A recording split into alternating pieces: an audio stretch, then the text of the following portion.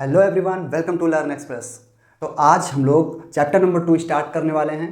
Chapter number 2 की जो exercise है हमारी एक्सरसाइज 2.1, उसमें टोटल 6 क्वेश्चन है। 4 क्वेश्चन ये आपके सामने लिखे हुए हैं, ठीक है, ग्राफ बने हुए हैं। 2 क्वेश्चन नहीं अभी हमने लिखे हैं। चलो सबसे पहले समझते हैं कि आखिर इस क्वेश्चन में पूछ क्या रहा है और इन क्वेश्चन को सॉल्व करने के लिए हमें क्या क्या जानकारी होनी चाहिए। देखो सबसे पहली चीज़, एक चतुर्थांश होता है। चतुर्थांश आपको पता होगा, ऐसे करके चतुर्थांश बनाया जाता है जिसमें ये वाली लाइन होती है ऐसे बेड़ा वाली, क्या इसको क्या बोलते हैं, पड़ी हुई लाइन, इसको क्या बोलेंगे, भुज, और इसको एक्स एक्सिस बोलते हैं, एक्स एक्सिस। और इधर वाला एक्स प्लस का होता है और इधर वाला जो एक्स होता है वो माइनस का होता है। इसको जो ये सीधी सीधी खड़ी लाइन है इसको हम बोलते हैं कोटि, इसको वाई एक्सिस भी बोलते हैं, ठीक है। इसको बोलेंगे भुज और इसको बोलेंगे कोटि। ये एक्स एक्सिस होता है, इधर साइड का प्लस, राइट साइड का, लेफ्ट साइड का माइनस, इसको बोलेंगे कोटि या वाई एक्सिस। तो ऊपर वाला प्लस का होता है और नीचे वाला जो होता है वो माइनस का होता है। ये चतुर्थांश होता है, ठीक है। सवाल में पूछ रहा है कि px के शून्यकों की संख्या ज्ञात करो। आप किताब खोलो कि नहीं अपने सामने, अपने सामने जो है क्लास 10th की जो बुक है एनसीईआरटी, उसको खोल के रखो, ये वाला क्वेश्चन, ठीक। तो सवाल को पढ़ो, क्वेश्चन को क्या पूछ रहा है। क्वेश्चन हमसे पूछ रहा है कि px के शून्यकों की संख्या ज्ञात करो। तो px के शून्यकों की संख्या ज्ञात करनी है तो ये चतुर्थांश जो बना हुआ है इसमें ये जो लाइन गई है, देखो इसमें एक ये लाइन है, इसमें ये कर्व लाइन है, ये कर्व लाइन है और ये कर्व लाइन है। तो इसमें ये जो कर्व लाइन है हमें px के शून्यकों की संख्या ज्ञात करनी है। तो ये जो कर्व लाइन है ये x एक्सिस को कितनी जगह पे काटती है, जितनी जगह पे काटेगी शून्यकों की संख्या उतनी ही होगी, ठीक है। सबसे पहले देखो ये जो सीधी लाइन गई है ये रहा हमारा एक्स एक्सिस। एक्स एक्सिस को ये वाली लाइन क्या काट रही है, कहीं पे नहीं काट रही है, यानी कि जो क्वेश्चन नंबर 1 है उसमें शून्यकों की संख्या 0 होगी। कितनी होगी, 0 होगी, ठीक। यहां पर देखते हैं क्वेश्चन नंबर 2 में, यहां पर ये जो लाइन गई है ये एक्स एक्सिस को एक जगह पे काट रही है। इसका मतलब इसमें जो शून्यकों की संख्या होगी वो कितनी होगी, 1 होगी, ठीक है। इधर आ जाओ, इसमें जो ये कर्व लाइन है वो एक्स एक्सिस को एक जगह पे यहाँ पे काट रही है, दूसरी जगह पे यहाँ पे और तीसरी जगह पे यहाँ पे, 3 जगह पे काट रही है। इसका मतलब इस वाले क्वेश्चन में जो शून्यकों की संख्या होगी वो कितनी होगी, 3 होगी, ठीक है। इसमें कितनी होगी, 3 होगी। और इसमें कितनी थी, इसमें 1 थी। अब इसमें देखो 2 जगह पे काट रही, 1 और 2, ये चौथा क्वेश्चन 2 जगह पे काट रही है तो शून्यकों की संख्या इसमें 2 होगी।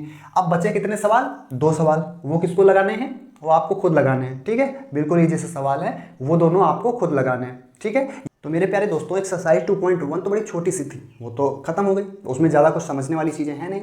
अभी हम स्टार्ट करते हैं एक्सरसाइज नंबर 2.2, ठीक है। इसमें हमें क्या करना है, इसमें इक्वेशन दी गई है और उसके हमें फैक्टर करने होंगे क्योंकि हमें शून्यक निकालना है, ठीक है। ध्यान से देखो, सबसे पहले ये चैप्टर नंबर 2 का नाम क्या है, बहुपद, ठीक। बहुपद क्या होता है, देखो सबसे पहले हमने सुना होगा एक पदीय व्यंजक।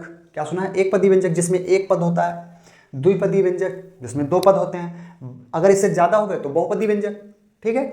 और एक और चीज़ होती है, क्या होता है, एक घात समीकरण, द्विघात समीकरण, त्रिघात समीकरण। मतलब अगर किसी समीकरण में मैक्सिमम घात 2 है तो वो द्विघात समीकरण, मैक्सिमम घात मतलब अधिकतम घात अगर 1 है तो एक घात समीकरण, अगर मैक्सिमम घात 3 है तो वो त्रिघात समीकरण। इसमें जो है आपके चैप्टर में वो द्विघात समीकरण दिया गया है। द्विघात समीकरण का हमें क्या करना है, शून्यक निकालने हैं। चलो सबसे पहले देखो, जो द्विघात समीकरण होता है उसका एक स्टैंडर्ड फॉर्मेट होता है कि नहीं होता है। जैसे अगर कोई ईंट है जो भट्ठे पर आती है, वो चौकोर वाली ईंट, तो उसका एक स्टैंडर्ड फॉर्मेट होता है कि वो चौकोर होगी।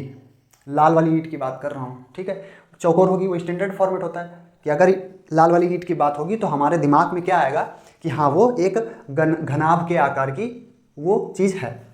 तो ऐसे ही द्विघात समीकरण का जो होता है एक स्टैंडर्ड फॉर्मेट होता है, उसकी एक शक्ल होती है कि अगर ऐसे दिया गया है तो ये द्विघात समीकरण है। तो क्या होती है वो स्टैंडर्ड फॉर्मेट, क्या होता है, तो ax² प्लस bx और प्लस c, ये होता है हमारा द्विघात समीकरण।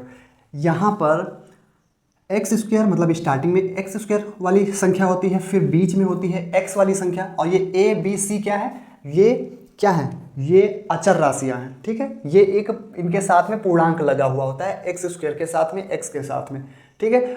ये स्टैंडर्ड फॉर्मेट होता है।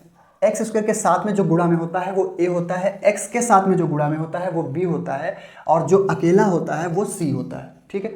अब हम क्वेश्चन की तरफ बढ़ते हैं। जब क्वेश्चन लगाएंगे तब ये फॉर्मेट हमें और अच्छी तरीके से समझ में आएगा। तो सबसे पहले हम क्या करते हैं, पहला क्वेश्चन नोट कर लेते हैं। तो दोस्तों ये हमारा पहले का पहला क्वेश्चन दिया गया है। इसमें हमें शून्य ज्ञात करने, इसके द्विघात समीकरण है तो इसके 2 शून्यक होंगे, और शून्यकों के बीच में जो संबंध होता है उसके माध्यम से हमें सत्यता की जांच भी करनी है कि ये सत्य है कि नहीं है। चलो सबसे पहले हम क्या करते हैं, ये समीकरण है, ध्यान से देखो, ये ax square plus B X plus C जो हमने आपको स्टैंडर्ड फॉर्मेट बताया था उसके जैसा दिख रहा है कि नहीं दिख रहा है। ध्यान से देखो, एक्स स्क्वायर है, एक्स स्क्वायर के साथ में जो गुणा में है 1, तो 1 क्या होगा, a होता है।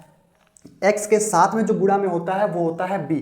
यहाँ पर माइनस लगा है, यहाँ पर प्लस लगा है, तो क्या इसको हम ऐसे लिख सकते हैं, अभी आप रुको, एक्स स्क्वायर प्लस का निशान है ना वहाँ पर, तो हम प्लस का निशान लगा दिए, -2x ऐसे कर दिया, चलो, और प्लस -8 ऐसे कर दिया। ध्यान से अब देखो, एक्स स्क्वायर के साथ में गुणा में जो 1 है वो a बोला जाएगा, x के साथ जो गुणा में -2 है तो वो b बोला जाएगा, और जो अकेला है -8 वो c बोला जाएगा। ध्यान से, तो ये चीज़ हो गई। ये हमने आपको a b c कौन सी चीज़ें हैं वो समझाने के लिए मैंने लिख दिया।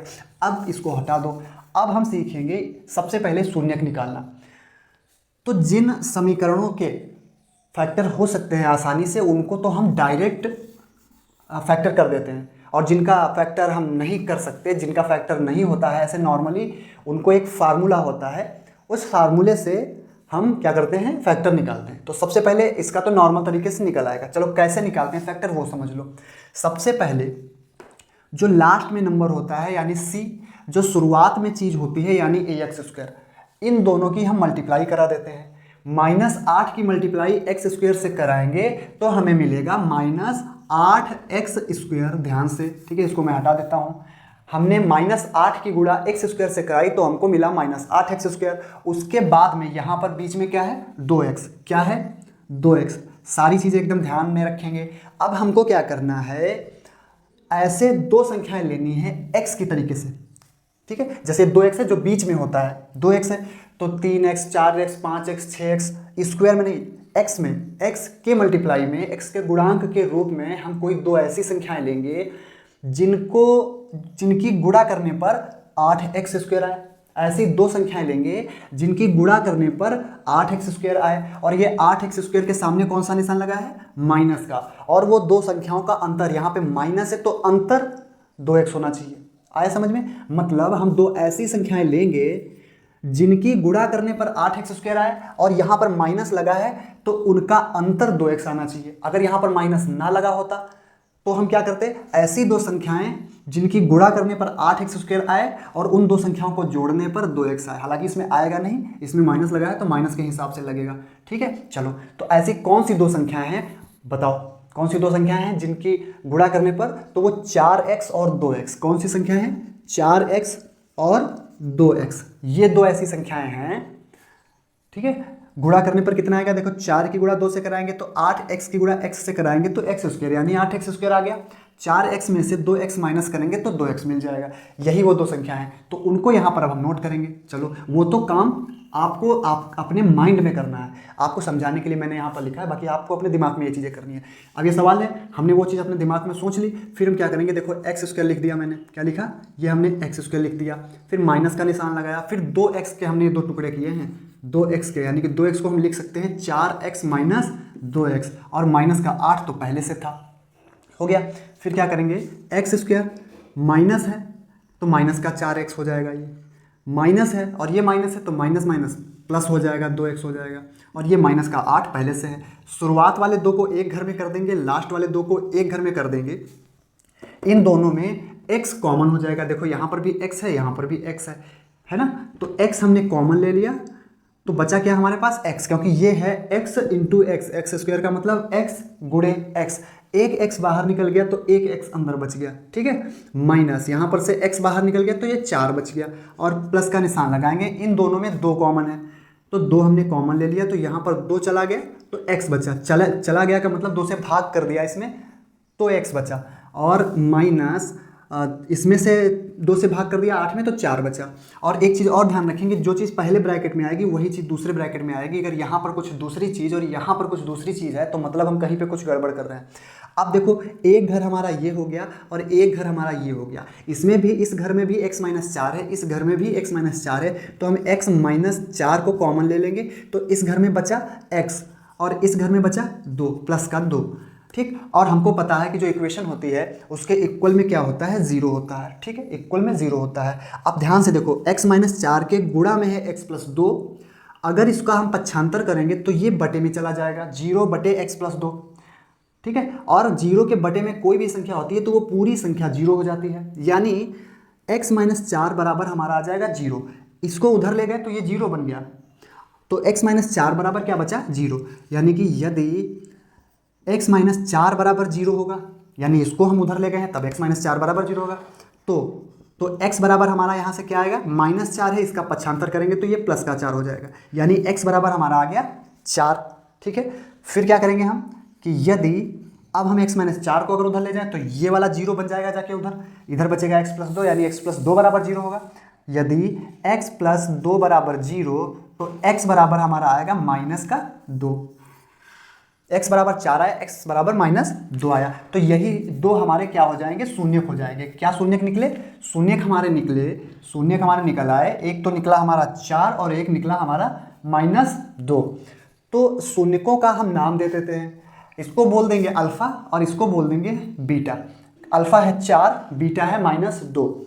अब जो है हमें क्या करना है कि शून्यकों की सत्यता की जांच करनी, जो इनका संबंध होता है क्या होता है, ध्यान से देखो, यही चीज़ आपको, ये फार्मूला होता है अल्फा प्लस बीटा, ठीक है, अल्फा प्लस बीटा, यानी कि अगर हम जो दो शून्यक हमें मिले हैं अगर उन दोनों शून्यकों को जोड़ दें, अल्फा प्लस बीटा कर दें, तो हमें -b/a करने पर जो मिलेगा, मतलब दोनों शून्यकों का योग -b/a के बराबर होगा, ठीक है। चलो, और साथ ही साथ अगर इन दोनों की गुणा करें, अल्फा और बीटा की गुणा करा दें तो हमें c/a के बराबर वैल्यू प्राप्त होगी। ये चीज़ ध्यान रखना बिल्कुल। अब देखो, अब जांच करो, अल्फा कितना है 4, बीटा कितना है -2, तो प्लस और यहाँ पर -2 करेंगे तो क्या हो जाएगा हमारा, -2 हो जाएगा, बराबर क्या होता है, माइनस b/a। क्या है b, अभी मैंने बताया था b क्या है, -2, तो हमने क्या कर दिया b -2, और बटे में a क्या है, a है 1, तो ये हमने बटे में 1 कर लिया, ठीक है।